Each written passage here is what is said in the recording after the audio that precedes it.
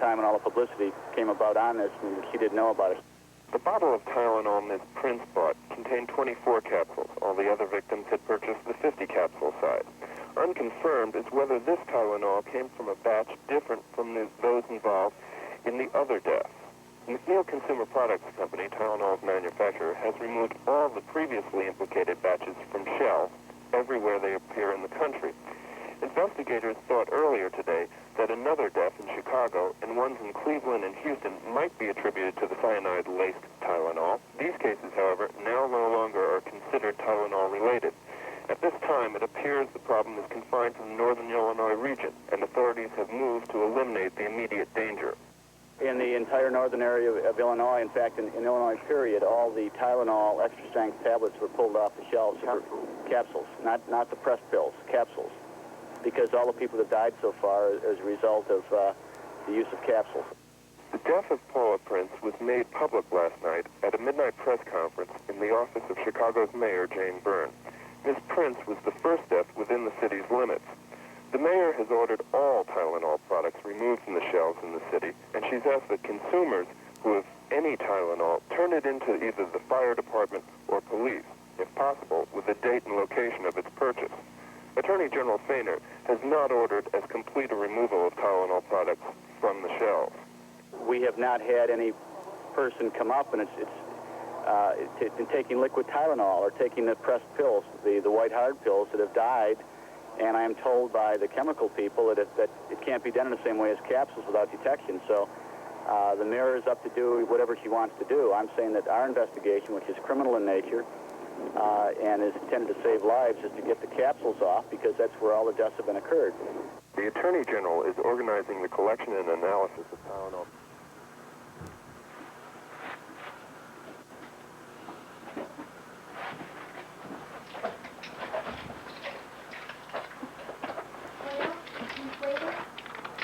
Hey, can we pick up cardboard?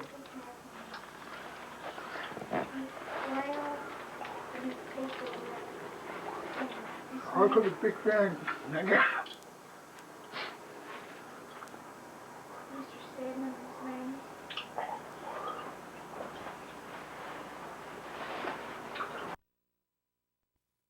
What you get at Mayfield Septic Tank and Concrete Company. We'll also recommend reliable concrete finishers to do any part or all of the concrete work. The extra service you'd expect. So inquire today at Mayfield Septic Tank and Concrete Company on the Benton Highway just east of Mayfield. We're all proud of the Mayfield Cardinals, and especially Bennett and Ford Motors. Jerry Bennett and Jerry Ford would like to congratulate the Cardinals, the coaches, and the cheerleaders on the entire season. The people of our area can certainly be proud of the sports programs at Mayfield High School. Let's tell everyone how much we appreciate the good job done by the Mayfield Cardinals. Once again, congratulations from Bennett and Ford Motors, Paducah Road. Here at War Memorial Stadium, it's the pregame show as Mayfield and Trigg County square off. Part of our pregame show tonight is an interview we have with some seniors who gathered at the home of Mr. and Mrs. Bobby Joe Watts this week as they honored the 16 seniors on this Mayfield football team. Right now, we're going to listen to those interviews. Don, roll the tape. Pregame show before Trigg County. At the home of Mr. and Mrs. Bobby Joe Watts are honoring the 16 seniors here on the pregame show. The 3 seniors who will not be with us due to some prior commitments are David Morris, Mike Hancock, and Jerome Owens. The first young man we're going to talk to is one of the 16 seniors in the ball club, a man who's earned a starting spot in the last couple of weeks, Jamie Parrott. Jamie, it's nice to be on a 4-game winning streak, but the second half of the season starts right now with Trigg County. How do you feel about the second half of the season? Well, we really got to win the game. I mean, it's the second half of the season, so we're going to be out. Trigg County, we got to move the ball on offense. Our defense is going to play tough. We're going to score a lot of points. Jamie, you've earned a starting spot. Do you feel good about yourself now that you're on the starting unit in the offensive side of the ledger? Yeah, well, it really makes me feel better because I wasn't seeing too much action when I was on the bench. But I'm just putting that forward effort in the ball game, so I'm there. Thank you, Jamie. We're going to move over to David Garland. David, for our lineman, had a tremendous thrill recently when he recovered a ball in the end zone for the touchdown. David, you're a senior. Last week, you graded 80% of the film. You've had marked improvement every week. How do you feel now as we go into district competition? Well, we hadn't been consistent on the line, myself, really. And I just think if we can get the linemen to block more consistent throughout the rest of the season, and the backs to hit the hole and to make their blocks, it will be really hard to stop. David, not only have you been playing offense, but you've been going some of defense, too. How do you feel about your game there? Well, defense a little bit more fun, but I'll probably play a little higher than I should, and, I'll work on that as the season goes by, but it's a little more fun to play defense, I guess. David, so far it's been a rewarding year. We're on a 4-game winning streak. The ball club has improved every week, but now we're down to the nitty-gritty. The AA competition is here, and we have to sweep these next 3. How do you think you and your teammates feel about this? Well, we lost a couple that we probably shouldn't have lost early in the season against the same 2 teams we lost to last year, and we're just hoping we can do as good as we did last year and come back, like you said, and improve every week. And when it comes to playoff, we just hope we pull it out with some good, solid defense that we've been having. And for our people up front. 15 pass interceptions. But defense is really, at this stage, one of the most formidable in this part of the state.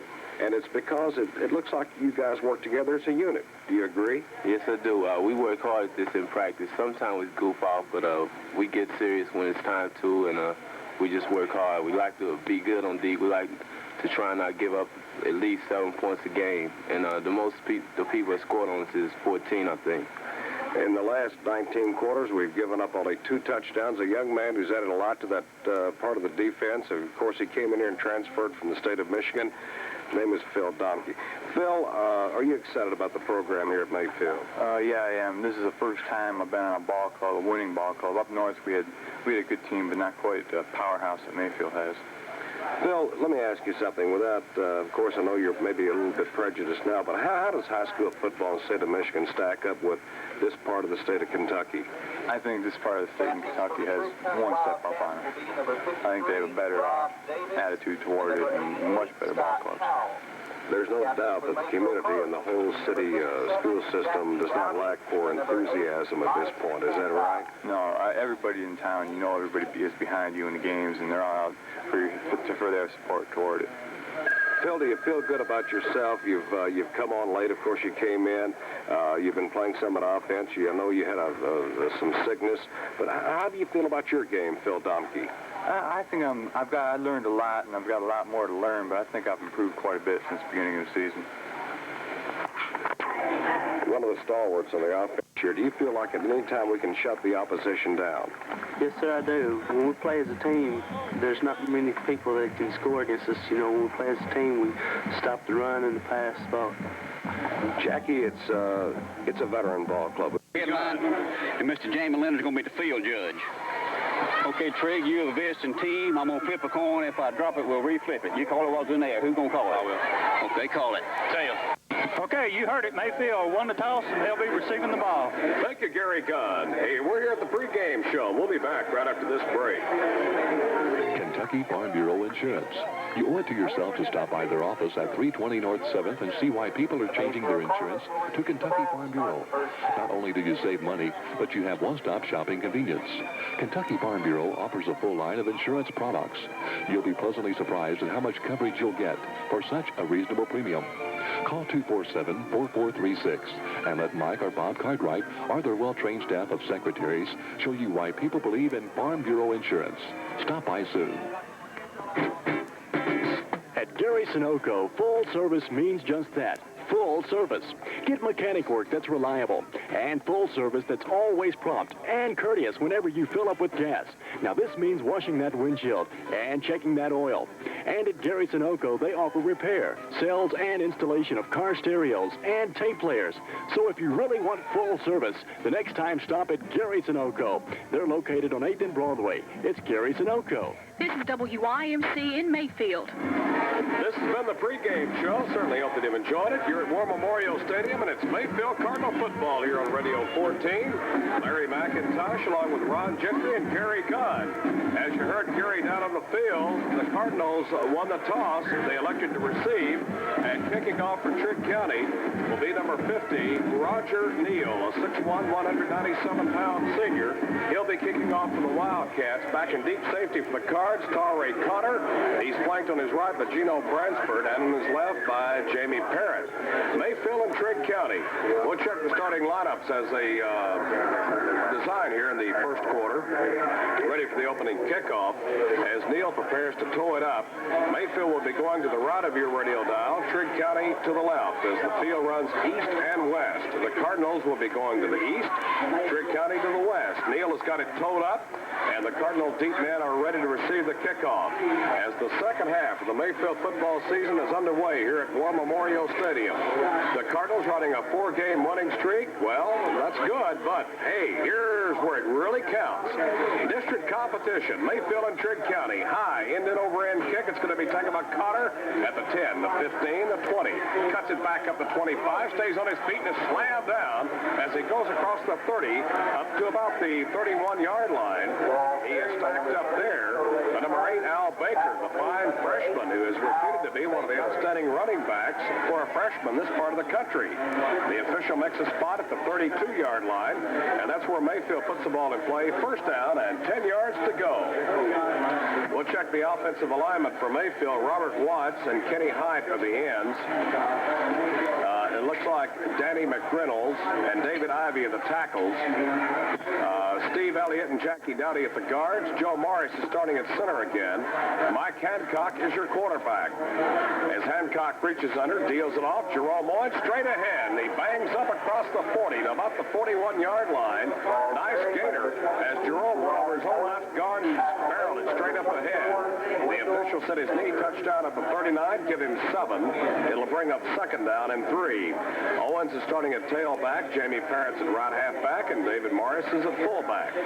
So that's the offensive alignment as the Cards bring it out. Hancock looks at a 4-man front. They're playing actually a 4-4-2-1. Hancock reaches under, second down and 3. Deals it off to Jamie Parrott. First down and more as he breaks across the 45. Up close to the 49-yard line. Jamie Parrott, running hard, was tripped up by Roger Neal, but not before he got more than enough for the first down. They say his knee touchdown at the 48, and that's where the Cards have it. First down and 10 yards to go. So in 2 running plays, the Cardinals have picked up 16 yards. They have it first down and 10 from their own 48-yard line. 10:45 remaining in the first quarter. The backs are split. Jamie Parrott is a slot to the right side. Hancock, first down and 10 yards to go from his own 48-yard line. Hands it off to Jerome Owens. Owens gets some running room as he bangs across the 50 down to the Trigg County 45-yard line. Owens running hard was tripped up in there by Acree. He came up from his quarterback spot to hit him, but it's a gain of about 7. So the Cardinals have it now second down and 3 yards to go. And in 3 running plays, the Cardinals have picked up 23 yards here in the first quarter. Kenny Hyde splits out a couple of yards to the left side. Robert Watt stays in tight at the right end position. Lining up in the wishbone. Second down and 3. Quick pitch goes to Parrott. Cuts it back at the 40. Stays on his feet to 35. And that's it. Jamie Parrott, first down and 10 for the Big Red. Jamie Parrott took the quick pitch. He was finally stacked up by number 25 for Trigg, Chris Thomas, the left side linebacker. But it's a first down as the Cardinals stay on the ground and they grind it out. Moving from their 32 down to the Trigg County 35. First down and 10 yards to go. 9:50 remaining in the first quarter. Lining up in the bone. Hancock looks over that 5-man front. Awaits the snap from Joe Morris. He's got it. Drops straight back. He's looking for Kenny Hyde in the corner of the end zone. Hyde races down. Incomplete. He overshot him by about 2 yards. Back covering on the play for Trigg County was John Fuller in the secondary. Hancock had his man, but led him just a little bit too far, and the pass goes incomplete. The Cards have it second down and 10 at the Trigg County 35-yard line. 9:30 2:38 remaining in the first quarter. This is the first of the big three for the Cards if they expect to be in the district race. They have to win them. They've got Trigg County here tonight, Heath next Friday night, and then close out against Cowell County. Should they win all three, they'll face Fort Campbell. Hancock on a keeper, 30, 25, 20, inside the 20 and down to the 17-yard line. Hancock cut it back upfield, and to make the stop was Roger Neal along with Chris Thomas, but it's a first down at 10 yards to go as Hancock on the keeper cut over his own